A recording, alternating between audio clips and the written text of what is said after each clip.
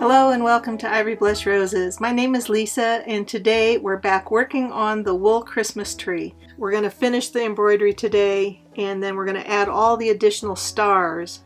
This should be video number 4 in this series. Let's get started. So now we need to finish with this seam here. Back to the book. Now we've been focusing on the front of the book. Let's go to the back here and see what we can come up with for this seam. That's something that maybe comes wiggling down that looks nice there. Some of these might look familiar from other projects now. What about that one? Coming down with little stars. Maybe we could do the medium stars dangling off. Something like that. I'm wondering if it's too similar to what we've just done though. Okay, let's put our bookmark in. So again, I'm looking for those starry, sparkly, something with movement. And we could always do something like this. This is actually a fly stitch with lazy daisies around it and leaves. And then that would avoid putting the stars down here, which I think are going counter to what I want right there. So we would just need to, and that would break up and we could really bring it off and curve it. I sort of like that idea. Let's do that. I think I'm just going to draw something on here. So starting over here.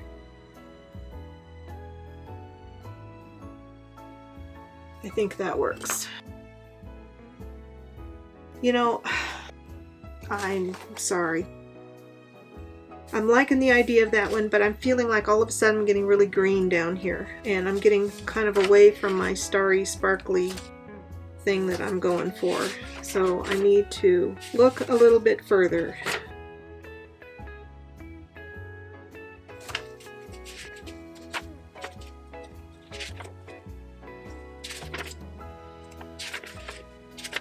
And we haven't done any chain stitch down here. We have some up there. It might be nice to do something with a chain stitch. Look at this one. I would do it so it came off going that way.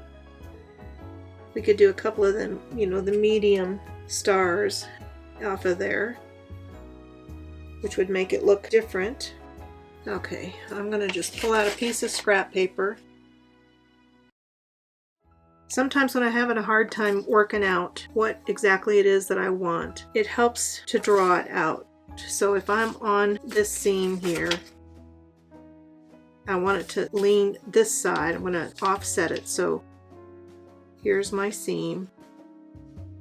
I'll do it more even than that probably. Off here, and there's our star. And we could always do turn them into little shooting stars and maybe another bead out there. I'm just wondering if we need, the other one has a second piece coming up. What if we come this way and do something like that? Yeah, that one's not going to work because it's right down here in the seam because that's where my seam is. So maybe I wouldn't bring it up, I'd put it here. Why can't I make a star here all of a sudden? I'm thinking too much about it when I'm talking, and so all of a sudden, you know, star, that I know how to make a star. So this would be our chain stitch, and then this is just going to be stem stitch. I think if we do that, it's got to come out a little steeper, just a single bead on it. I like that, and I think it's different enough from everything else that we've been doing. Let's do that. That's born off of this one, but making it fit my needs. Okay, so what color am I doing everything? That's the next question. I want my little lazy daisies to be white. White bead, white star. I think I'm going to want 2 colors of green. One for the chain. What do I want to do here? Because we could also do it something like that. I think this would be good for the chain stitch. Maybe we'll do our stems off of it in the darker green.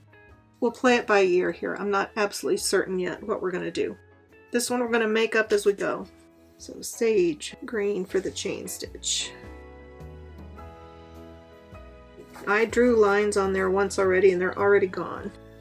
And I actually think that would do fairly well.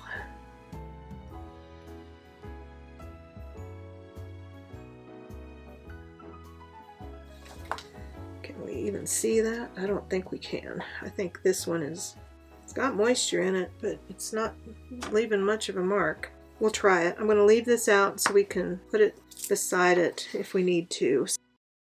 We'll start right up here. So chain stitch, I am a scoop stitcher for chain stitch. This is where I'm going to use this to kind of guide my steps. So I'm already turning. Okay, now I need to be turning back ever so slightly. Coming down toward my thumb here.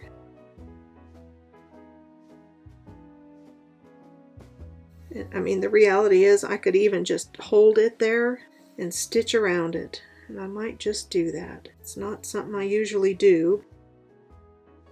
These curves can often get looking really wonky.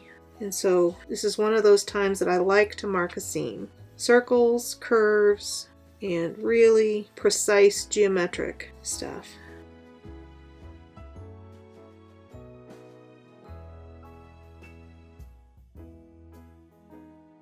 Just keep checking. Need to come down one more, and we're going to start curling around. And I can almost see the line here. Should we see how I'm doing? Not too bad. Okay. Now that I have one in, it's easier to see where I'm going.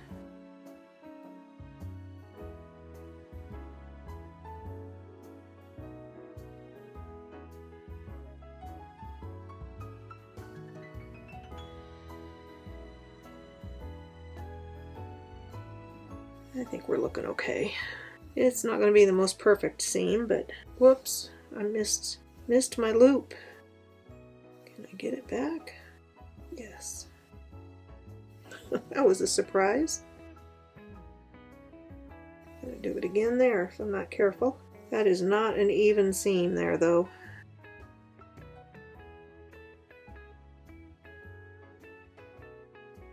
And I'm just going to stitch right off the edge here.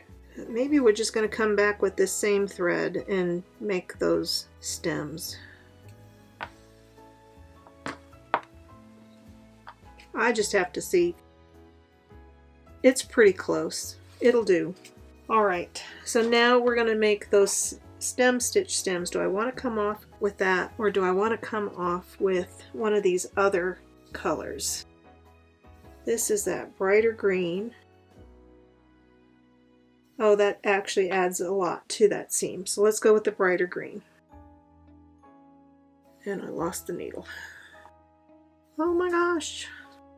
Okay, well this is that point in the day where I can tell I'm obviously starting to get... I've been stitching for quite a while. It's over here with the sage in it. So usually at that point, that's when I say, okay, I need to stop and take a break. And that's what I'm going to do. I'm going to take a brief break. I'm going to go get something to drink, and I will be back. For you, it'll be just seconds, but for me, I'm going to take a 10-minute break. I am back from my break. It turned out it was lunchtime, so I took a little longer break and had some lunch. And now I'm back to stitching. So yeah, if things aren't going well, or all of a sudden you find you're fumbling a little bit, take a break, come back. Absolutely worth doing. So the way we're going to do these, and I'm going to put these bigger ones in first. So they're going to come off here and come out this way. And I am going to stitch these freehand, and then we'll be doing the ones that come out here as well. But I'm going to do the big ones first. I think where I'm coming up here. So we're going to start down here because we're going to come that way. And I'm going to do these with just some stem or outline stitch. And we're just going to freehand them. I'm not going to fuss too much with it. Oh, and see, I got that twisted there. You can feel it when you pull the needle through the fabric, and it just ends up being an issue. So there we go.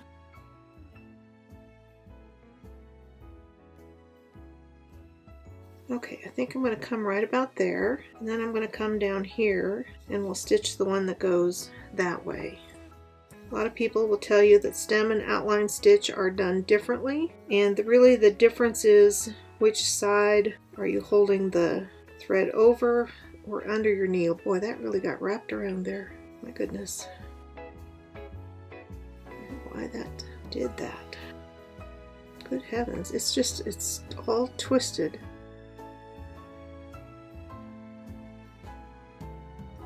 And so this one I'm not going to exaggerate quite as much.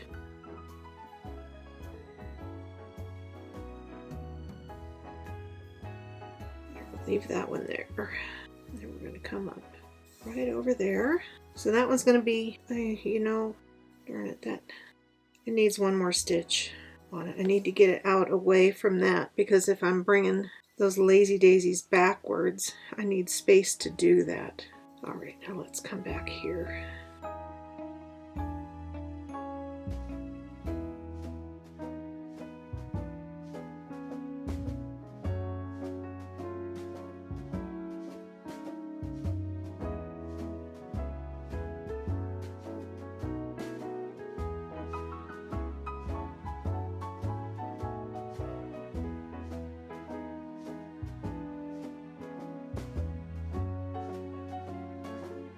Need to curve that one out just a smidgen more. There we go. I think I'm happier with that.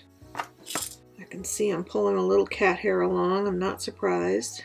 And right now he's trying to get into the bathroom cabinet, so if you hear some banging, he's trying to open the door on the cabinet.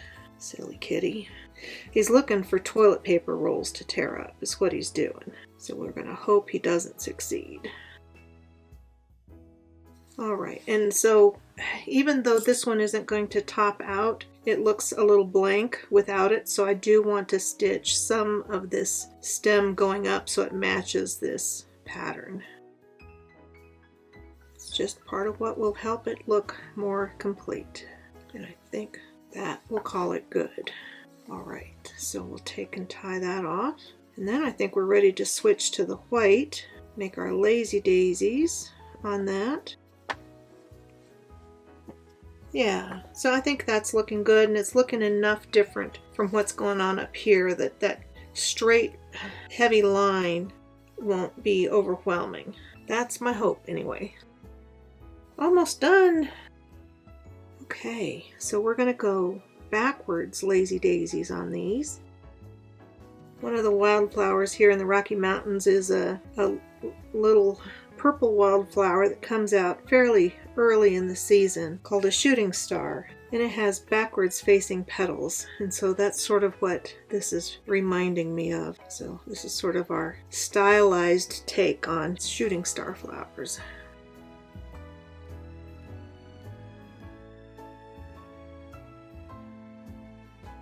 Again, not pulling too tight, and I'm not going to add any other leaves or anything on here. I was originally thinking of doing that and realized that I don't think I want to do that. I want the little flowers to be the star.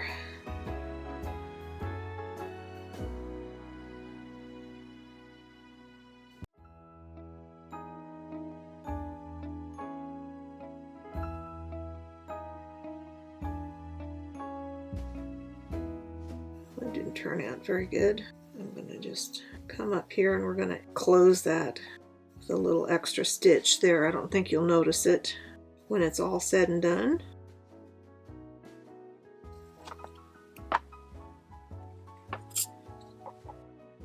Okay, so let's add some beads to this. Now we need to decide, do I want the bigger stars over here on that side? Something like that. And then I pulled out the little pearly beads here. Actually, let's just see here what happens if we do. We're just trying to get an idea for adding 3 in a row here. And do we need a bead out here to finish off. No, we don't. I'm wondering about these littler ones, if the littler stars are better. I liked it better with the bigger ones. We can figure out where the holes are.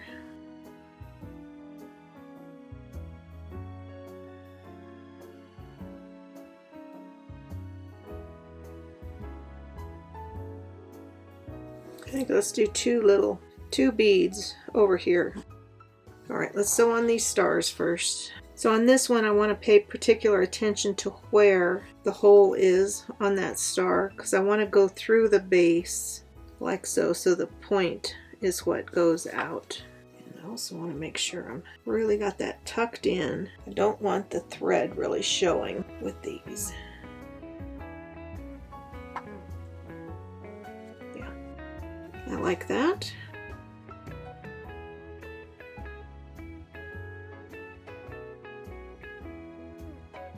And again, 2 knots.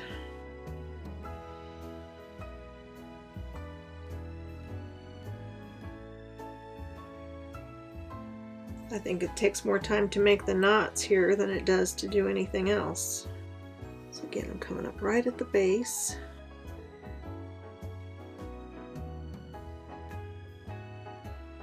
Yeah, on these, since they're all made out of shell, one side is definitely more iridescent and sparkly than the other side.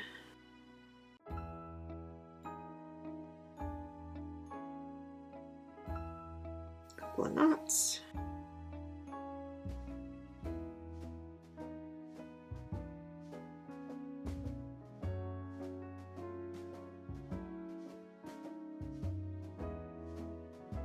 All right, and then let's go put these on over here. It's helpful when you're stitching on multiple beads at a time. I put them on, push them all the way up, then take my thread down, and that helps hold it in place. And again, I'm going to come up and I'm going to stitch through them a second time. That also will help hold them down nice and tight. And I'm aiming my needle back down in a couple of knots.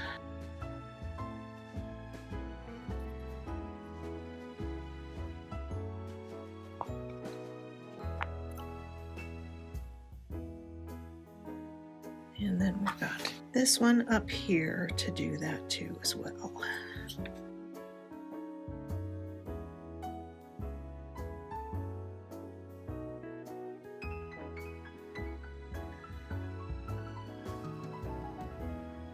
So the last thing we have to do is to add some additional stars in the center of some of these patches.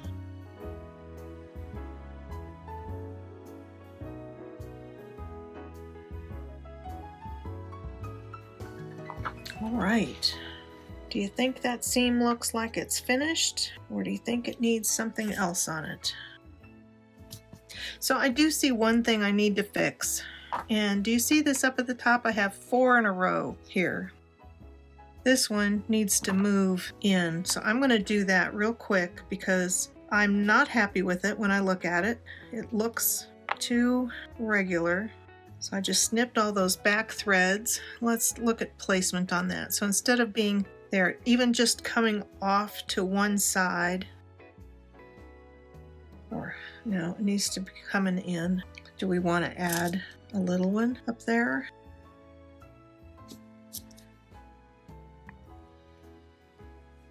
Yeah, I kind of like that. I got my little applique pins. Let me just kind of mark these spots, and that way I can just stitch and I don't have to be holding stuff in place here. So let me get this one back first, making sure I got the shiny side out.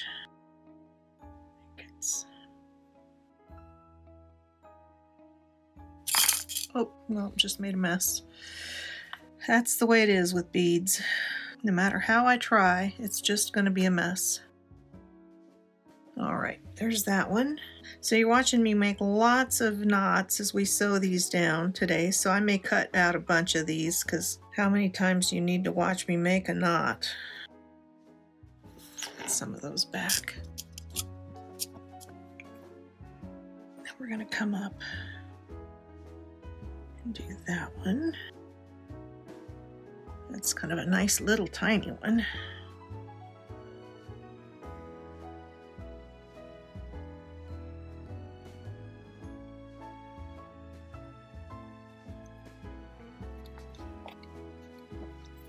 That breaks up that straight line, so that's great. I'm happy with that. Now let's come put this medium one over here.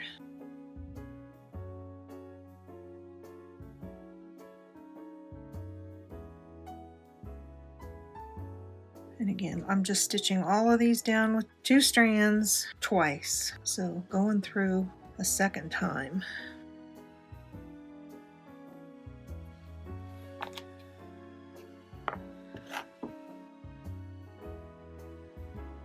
That's the end of that thread. We're threaded and ready to go for the next round. So let's come down in here. I've got a couple of these that are kind of misshapen and I don't want to use those. I've got a whole nother string of them.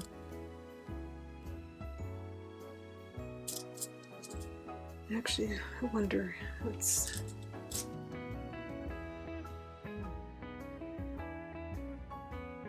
I think this one's going to take a big one. I might need to move that one up a little bit.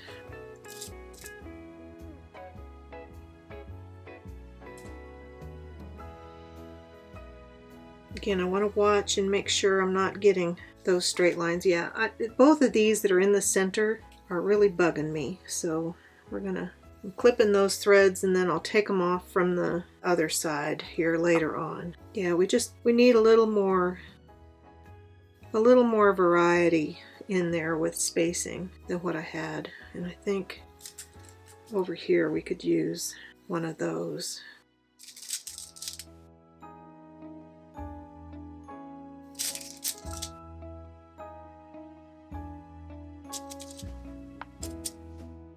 It's a matter of trying to find the right balance with things.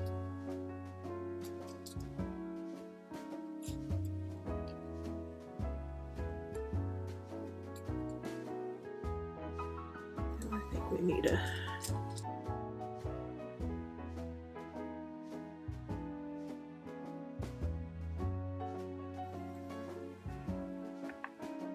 Some of them are more pearly than others, I'm noticing.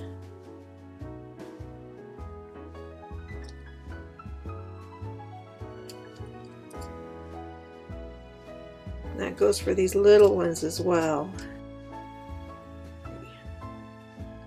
See, that one is just not very iridescent, so I don't want that one. That one's not bad, although I think this one might be better.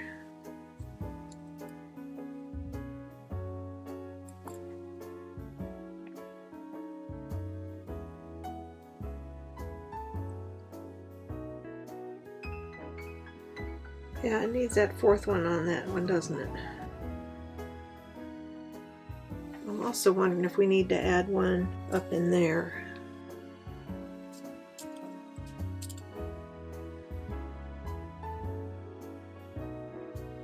All right, let me mark them again with pins. I'd like to put a star on the top. And I still have not decided if I want to use the lace star on there. What I'd really like is a mother of pearl button that's about 1.25 inches, 1.5 inches from top to bottom. But I don't have that. So I'll have that figured out by next week. Okay, those are all sewn on. This is not. It's not. So there's that.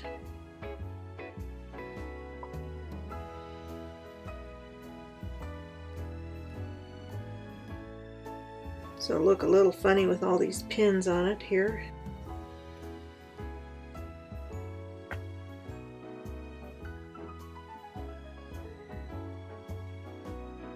We might come in and do those first.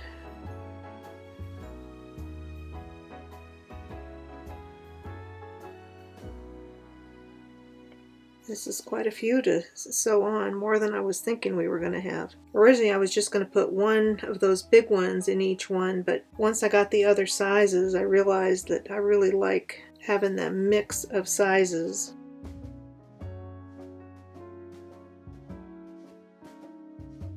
Okay, that one is sewn on. Those are sewn on.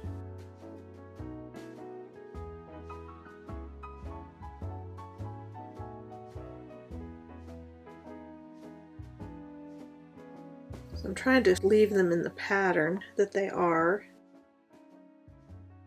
Those three. There's that one. Well, it's not going to matter where we come. We just have to start, and regardless, we've got a bunch to sew on.